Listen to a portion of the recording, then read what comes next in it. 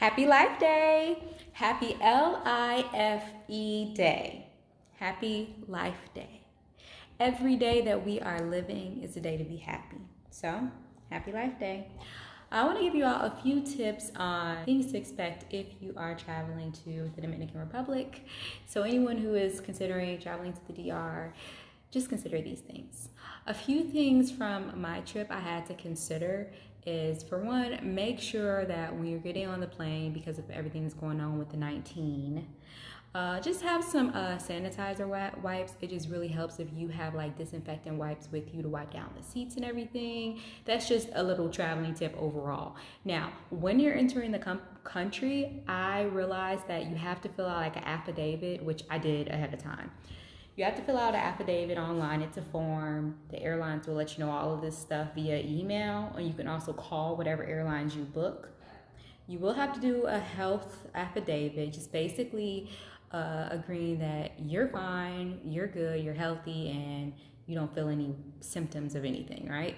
So that's something you have to make sure that you have, because when you arrive in the country, if you're from the US, and I think it's like this if you're from the UK too, you have to have the printed out version of this affidavit, and they're going to give you like a cubed code box, like those boxes you scan like for like events and stuff like that, like those little code boxes.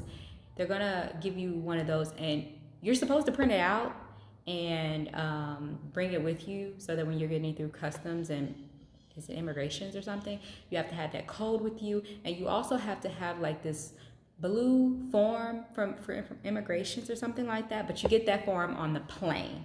So basically, the health check and paperwork that you get and the form you're filling out on the plane, the flight attendants normally give it to you on the plane, they're basically the same, because everything I filled out and printed out online for the health affidavit, when I got onto the plane, they said, make sure that you also fill out this form. They asked me the same questions, so maybe it's just like the country double backing, but basically they want to know where you're going to be staying at, how long you plan on staying, the address to where you're staying and everything. And then that's it. So when you enter the country, when you enter the Dominican Republic, I have noticed that they have been doing random COVID tests on people, just picking people out of, like coming in and just getting COVID tests. So if you don't want to get tested or anything, just be mindful of that. And I don't know what to tell you to do, but they are doing random, like picking people out of a line and like saying, you come over here, you come over there. Yeah. So now, I wouldn't be keeping it 100 if I wasn't truly transparent with you all. They do a random COVID testing, like I said, and I was randomly selected along with a few other passengers to take the COVID test. Y'all, I'm not taking a COVID test. There's been a lot of discrepancies with the COVID testing, but that's not what this video is about. If you feel comfortable getting tested for COVID, that's awesome. You do you. I didn't feel comfortable being tested, so what I did, this is between me and all of the people who are listening to this.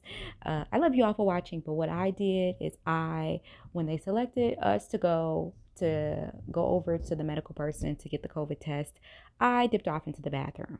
And then I came out of the bathroom and I went back to where immigrations was, where everyone else was heading that wasn't getting tested, to immigrations. Now, like I said, it's not required to get COVID testing when you get into the DR. They just randomly pick people out, and I randomly went into the bathroom and randomly came out and did not go over to the testing site. I'm fine. I was healthy and I didn't want to do it. So, also, when you get here, I personally asked when I got off that plane, I passed one of the money transfer things where you can like exchange money from exchange currency, like from US dollars to Dominican dollars.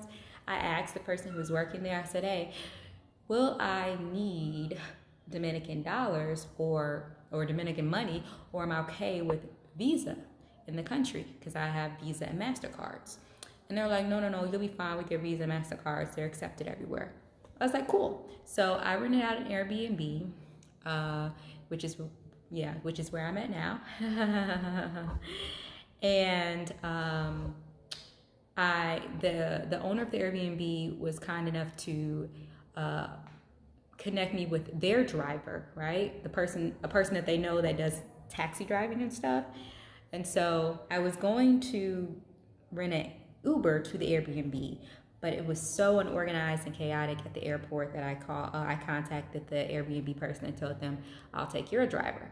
Their driver only accepts cash. So I say all this to say, it may be a good idea for you to just get some Dominican dollars when you enter in the country. Just stop at one of those currency booths and exchange some American dollars for Dominican dollars, because you just never know who's gonna want cash versus debit and Visa.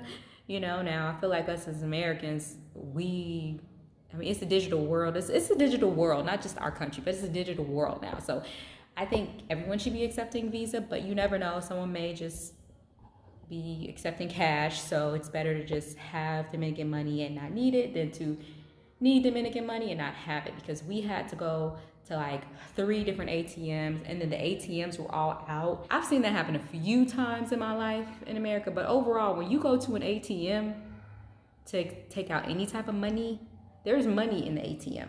And we went to several different ones, and I couldn't take money out.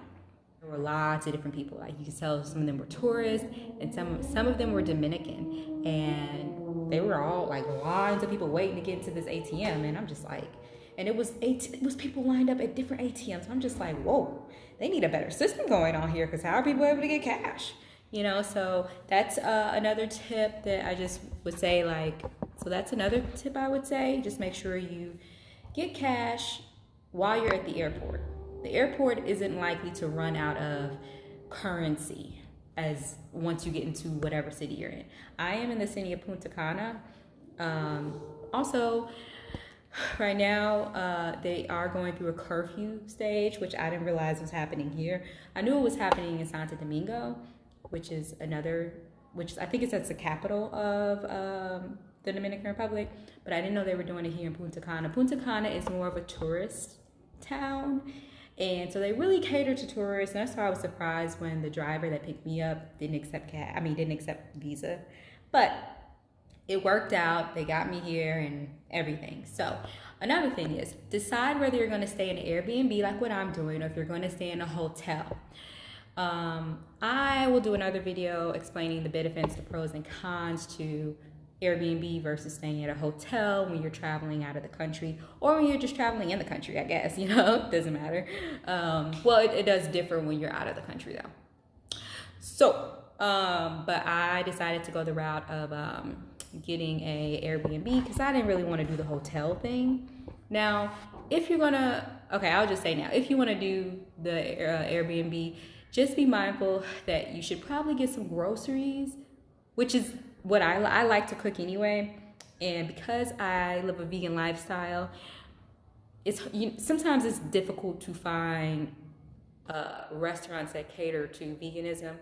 And even though this is like a beautiful island country that's on an island that, I don't know, when you think about island life, you think about like fruits and veggies. So they do have a lot of fruits and veggies and stuff here, but you would think that they would cater more to veganism, but I don't know. I think basically I'm trying to say, it just depends on your lifestyle and what you eat like. But if you have an Airbnb, make sure you just go and get groceries.